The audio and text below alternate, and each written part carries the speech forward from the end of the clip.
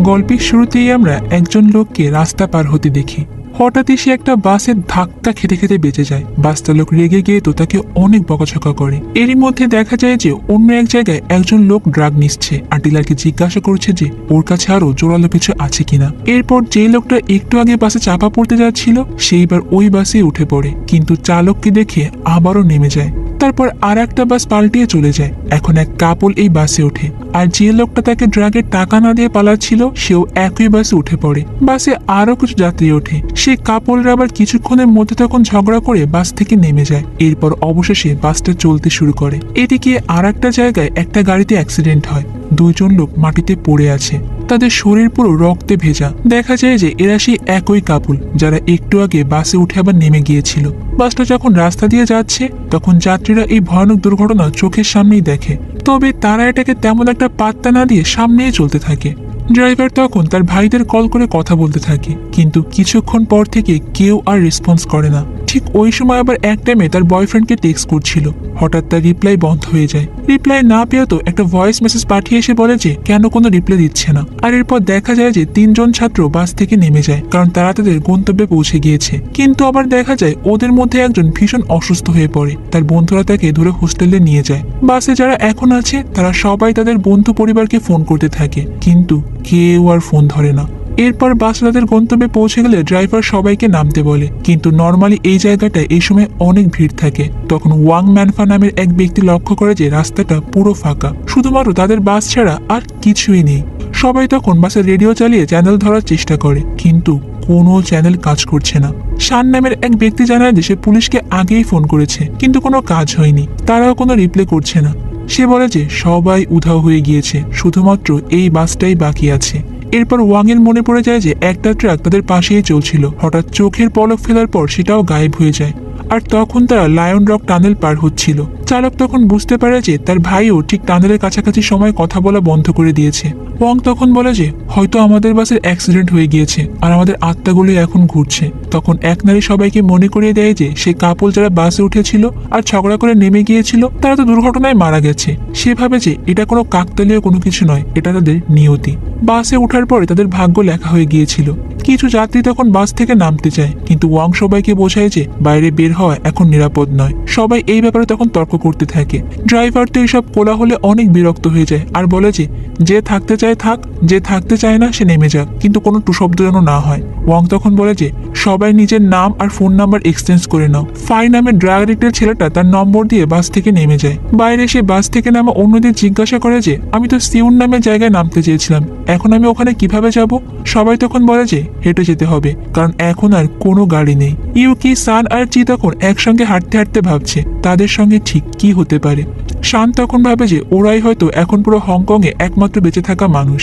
এরপর শান তার মোবাইলে দেখে কোনো খবর এসেছে কিনা, কিন্তু গত কয়েক ঘন্টা ধরে কোনো খবরও প্রচার হয়নি। নেটওয়ার্ক ঠিক আছে কিনা, কিন্তু কেউ ফোনও ধরছে না। ইউকি তখন সিদ্ধান্ত নেয় সে বাড়ি যাবে, তাই ওই ছেলেদেরকে বিদায় জানিয়ে সে চলে যায়। চি বলে যে সেও ওই দিকেই যাচ্ছে, তাই তারা এরপর একসঙ্গে হাঁটতে থাকে। তারা একটা ব্রিজের কাছে গেলে চি হঠাৎ করে মাস্ক পরা লোকটাকে দেখে পুরো চমকে ওঠে, কিন্তু আবার তাকিয়ে দেখে যে সেখানে কেউ নেই। এরপর সে তার প্রেমিকাকে দেখতে পায়, কিন্তু সেও হঠাৎ করে উধাও হয়ে যায়। ইউকি তাকে জিজ্ঞাসা করে যে সে ঠিক আছে কিনা। চি তখন বলে যে হ্যাঁ আমি ঠিক আছি। তখন ইউকি আবেগপ্রবণ হয়ে বলে যে সবকিছু কেন এত খারাপ হচ্ছে। সে জানায় যে আজই তার চাকরিটাও চলে গিয়েছে।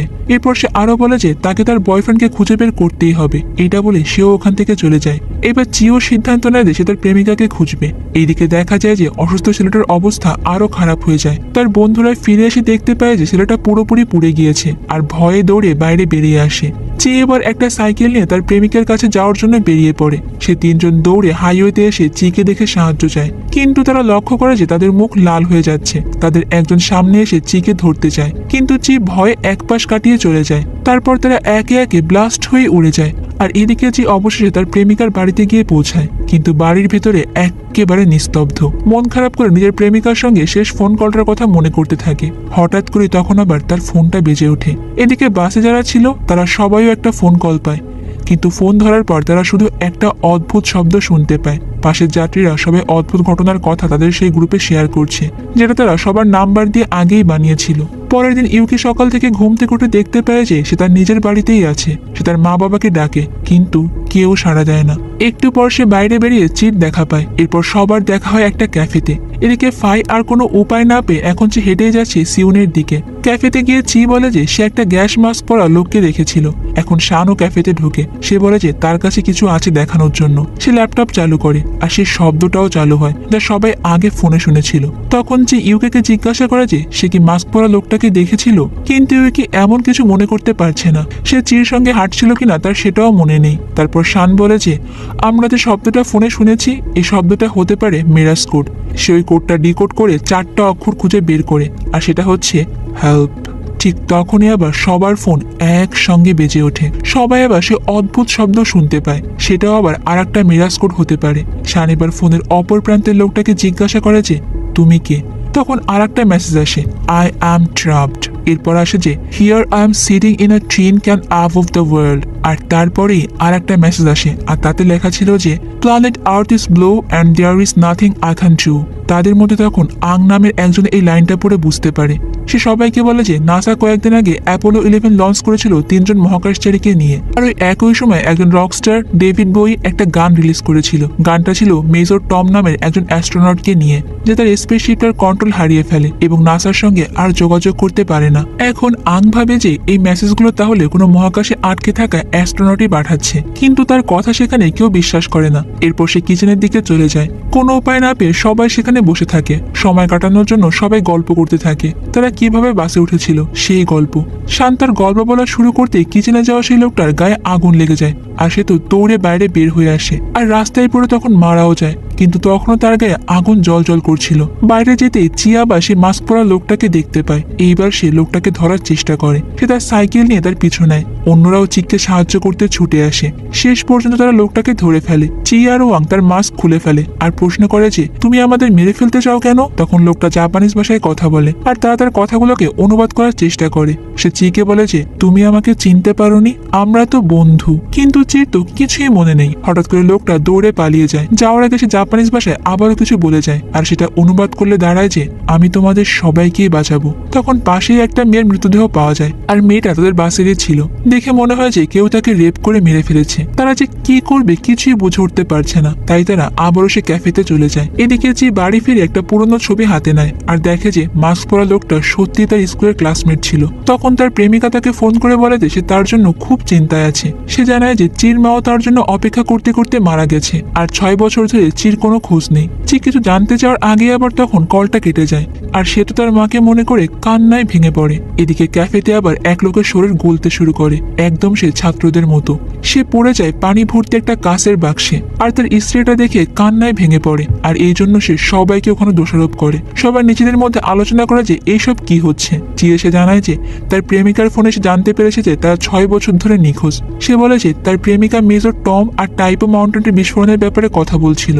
আর এই ঘটনার পর ড্রাইভার সিদ্ধান্ত নেয় সে নিজে বের হবে আর দেখে আসবে কি হয়েছে। সে বাসে উঠে পড়ে আর চালিয়ে যায় ওই টাইপোর দিকেই। ক্যাফেতে সবাই তখন নিজেদের মধ্যেই গল্প করছিল। এদিকে ড্রাইভার তখন রাস্তায় ফাইকে হাঁটতে দেখে। সে ভাবে যে ফাইও ইনফেক্টেড, তাই সে তাকে আক্রমণ করে বসে। তখন তাদের মধ্যে আবার লড়াই শুরু হয়ে যায়। ফাই ড্রাইভারকে তার হাতে থাকা ছুরি দিয়ে পাল্টা আক্রমণ করে বসে। এরপর ড্রাইভার তার গলায় ছুরি বসিয়ে দিয়ে তাকে রাস্তায় মেরে ফেলে দিয়ে চলে যায়। এদিকে ক্যাফেতে একজন জানায় যে বাস থেকে নামার পর রেপ করা মেয়েটার সঙ্গে কি হয়েছিল। সে আর তার বন্ধু তাকে রাস্তায় একা খুঁজে পায়। তখন তার সাথে থাকা তার বন্ধুটা মেয়েটাকে রেপ করে, আর এতেই মেয়েটা মারা যায়। এটা শুনে তো সবাই তখন ভীষণ রেগে যায়। আর ওই ড্রাইভারে ফিরে এসে ক্যাফেতে আর জানায় যে ফাই অনেক বেশি ইনফেক্টেড হয়ে গিয়েছে। সবাই এবার নিজেদের মধ্যে কথা বলা শুরু করে যে 2 বন্ধুই মেয়েটাকে আক্রমণ করেছিল তাদের সঙ্গে ঠিক কি করা উচিত। তারা সিদ্ধান্ত নেয় যে এমন জঘন্য কাজের জন্য ছেলেটাকে মেরে ফেলবো, কিন্তু কে আগে ছেলেটাকে মারবে তা নিয়ে আবার শুরু হয়ে যায় তর্ক। আর শেষমেশ ওয়াং প্রথমে ছেলেটাকে ছুরি দিয়ে কুপিয়ে মেরে ফেলে। এরপর একে একে সবাই তাকে ছুরি মারে, আর এতে করে ওই ছেলেটারও সেখানে মৃত্যু হয়। এরপরে চির চোখ পড়ে একটা পোস্টারে, যেখানে লেখা ফুকু। সে মনে করে যে ওই জাপানিজ ছেলেটাও এই শব্দই বলেছিল। তারা ধরে নেয় যে ফুকু বলতে হয়তো বা ফুকুশিমা নিউক্লিয়ার প্ল্যান্টকে বোঝানো হয়েছে। তাদের ধারণা হয় হয়তো সেখানে একটা নিউক্লিয়ার মেলডাউন হয়েছে, আর সবাইকে বাড়ি থেকে সরিয়ে নিয়ে যাওয়া হয়েছিল সুরক্ষার জন্য। এরপর তারা সবাই মিলে সিদ্ধান্ত নেয় যে এই সব প্রশ্নের উত্তর খুঁজতে তারা আবারও টাইপোর দিকেই যাবে। তবে যাওয়ার আগে তারা যাকে মেরেছিল তার বডি ফ্রিজে রাখতে নিয়ে যায়। কিন্তু হঠাৎ করে সে জীবিত হয়ে ওঠে আর শানকে তো আক্রমণ করে বসে। শান তখন কথা বলার চেষ্টা করে, কিন্তু সুযোগ বুঝে তখন আর একজন পেছন থেকে এসে তাকে আক্রমণ করে মেরে ফেলে। এইসব মারামারিতে যেন কারো কোনো কিছু যাই আসে না। সবাই তো এরপর যার যার মতো করে সুপার মার্কেটে গিয়ে প্রোটেক্টিভ মাস্ক, গ্লাভস, স্ক্রাবস এইসবই নিয়ে নেয়। তারপর আবারও বাসে উঠে পড়ে। তখন একটা গাড়ি তাদেরকে ধাওয়া করা শুরু করে। তারা কোনো রকম সেখান থেকে পালিয়ে যায়, আর একসময় সে পিছনে গাড়িটার অ্যাক্সিডেন্ট হয়ে যায়। কিন্তু কিছুক্ষণ পর ঠিক একই রকম একটা গাড়ি আসে আর তাদের গাড়িতে ধাক্কা মারে। তারা কোনো মতে আবারও সেখান থেকে পালিয়ে যায়। তখনই সেখানে আবার লাল রঙের বৃষ্টি শুরু হয়। ওই বাসটা তো সামনেই চলতে থাকে, আর তারা দেখতে পায় যে ফাই সামনে দাঁড়িয়ে আছে। তার কাঁধে এখনো সে ড্রাইভারের ছুরি গাঁথা। তারা আবার তাকে বাসেও তুলে নেয়। সবাই তখন একসঙ্গে বাসে বসে টাইপোর পথের দিকে এগোচ্ছিল। চলার পথে সবাই মনে করতে থাকে যে এই সব কিছুর আগে তাদের জীবন কেমন ছিল। আর এখানে আমাদের আজকের এই অদ্ভুত মুভির গল্পটা শেষ হয়ে যায়। কিন্তু তাদের সঙ্গে যে শেষ কি হয়েছিল সেটা আর দেখানো হয় না। তবে ধারণা করা যায় যে এরা সবাই মৃত, হয়তো এদের আত্মাগুলোই এখন ঘুরে বেড়াচ্ছে। তো বন্ধুরা, আজকের মুভির গল্পটা তোমাদের কাছে কেমন লেগেছে আর তোমাদের মতামত কি? এখানে আসলে কি হচ্ছিল সেটাও কিন্তু আমাকে কমেন্ট বক্সে জানাতে পারো। তো দেখা হবে অন্য কোনো সুন্দর মুভির গল্প নিয়ে ভিন্ন কোনো সময়ে। ততক্ষণ পর্যন্ত তোমরা সবাই অনেক বেশি ভালো থাকবে এবং নিরাপদে থাকবে। আর অবশ্যই তো কুহেলিকার সঙ্গেই থাকবে, তাই না? আল্লাহ হাফেজ।